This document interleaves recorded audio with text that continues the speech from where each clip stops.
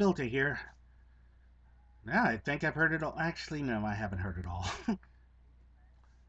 This is from Four Color Media's Monitor, which is a pretty decent website for those of you who are into comics. But get this article. Child's school bans Wonder Woman lunchbox because it supposedly represents violence. Now, this is how it begins. Here's an odd story of a school that barred a student from bringing a lunchbox with Wonder Woman's picture on it to the lessons. Quote, a child's school has banned her lunchbox because it features a comic book character, Wonder Woman.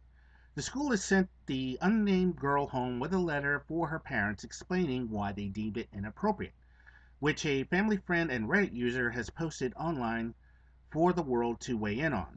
Okay.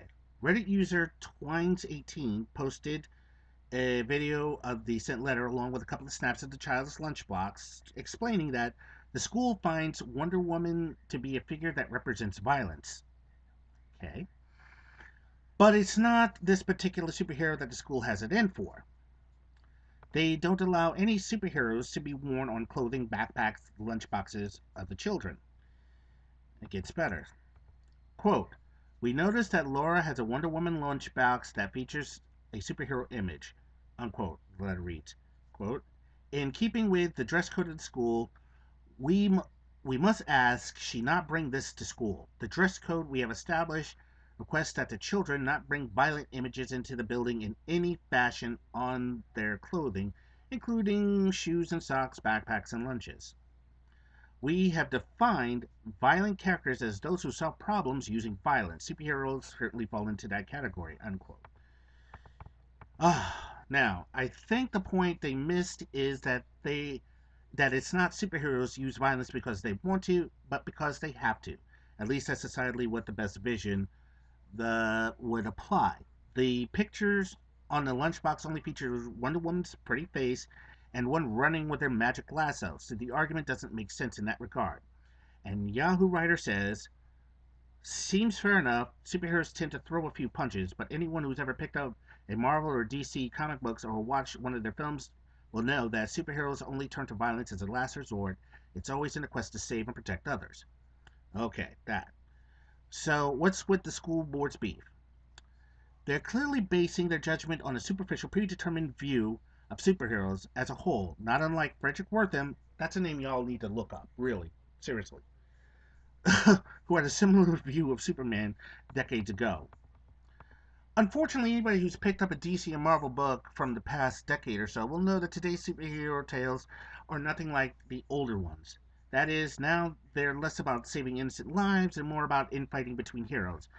While battles against villains are less emphasized, if at all, it's certainly been the case when company wide crossovers like Civil War turn up. There's also a goof made here, according to this. So surely aspiring to the likes of Wonder Woman, one of the only female superheroines, let's not forget, yeah, they fucked up on that one, but is a positive thing. Of course, Wonder Woman's conception is an inspiration is a good thing, but she's not and never was one of the only superheroines mainstream or creator owned.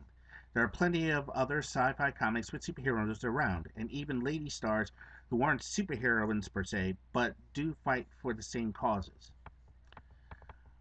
I have to wonder if they take the opposite stand if lunchboxes with supervillains on them were sold. Maybe it'd be a different story then. Seriously, though. It would be more interesting if the school boards didn't want lunchboxes and T-shirts with the villains like Doctor Light brought to class. If they were aware that Dan DiDio and company exploited that costume criminal for a bigoted story where he was depicted as a rapist.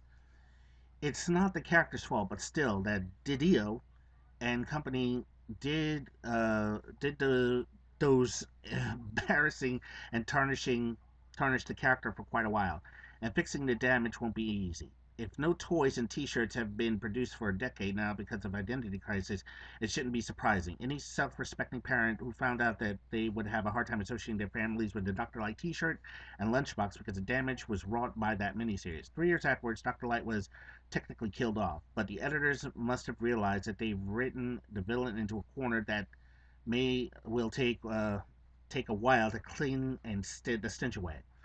But then why do they have to go miles out of their way to do it too in the first place? The Joker could be considered unfit for t-shirts because of his lethal profession.